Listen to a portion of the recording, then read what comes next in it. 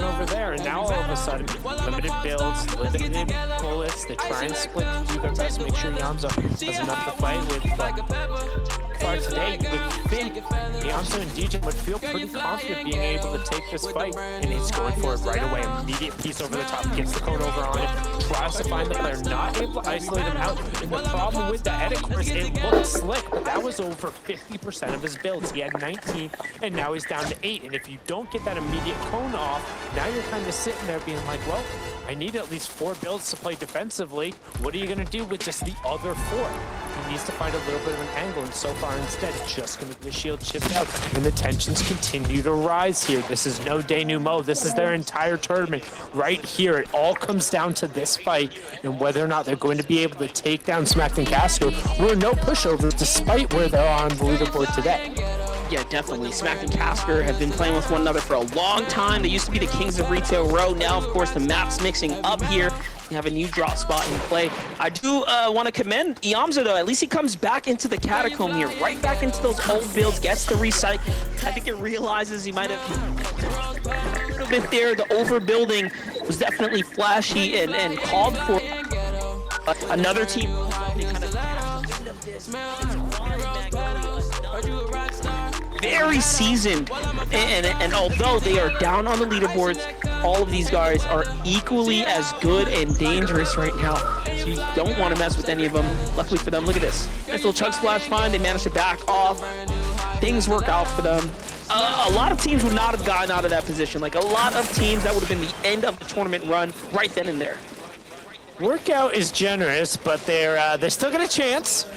If they were able to disengage, I think they would have preferred probably any other situation. I mean, landing there and not getting the llama generally is a pretty feels bad, man. However, still having the opportunity to play through the game, and every time they have made a stand game, they've done well, but that's been on the back of getting that space, getting that llama, getting the control, having the chili chug splashes, having the excess materials early on. The thing out of that rotation path is if you're not leaving early, there is nothing.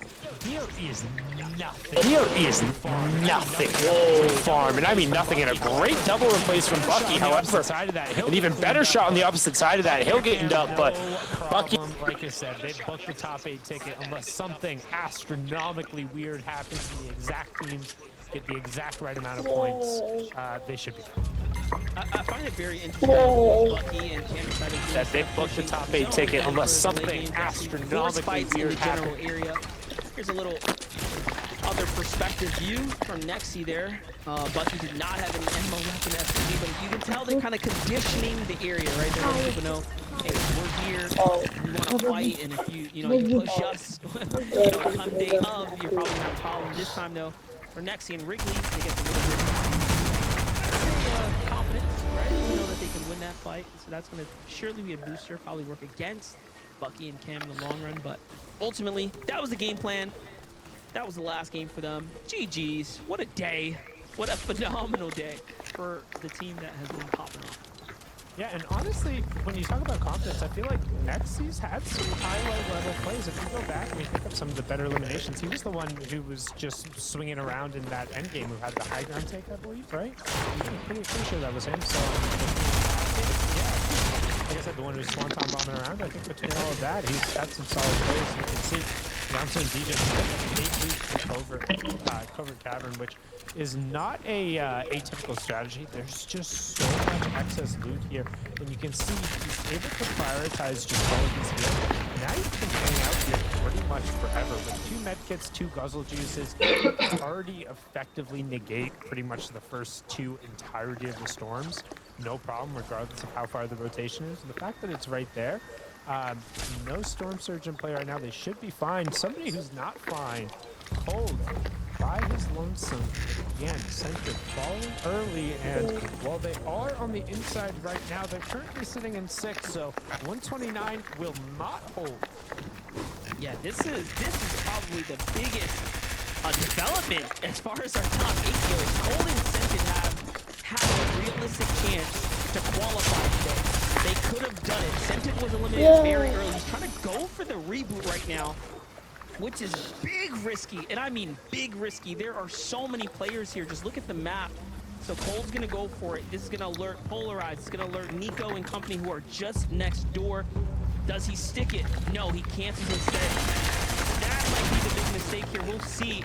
He's using it, not losing it at this point. Burning through that big material there. Takes the one up. That's onto Pump. Big shot right there. But Pump has been on fire. And Pump also has a realistic qual chance. Remember, they were way up there earlier today. This is so risky for Cold. What do you think he does here, Sundown? What do you consider to be the best course of action right now? Do you just wait it out, disengage? Do you go for it? Renegade Raider. Nee, I feel like you Black can't Knight. stick a reboot here with the amount of white HP he has, knowing that how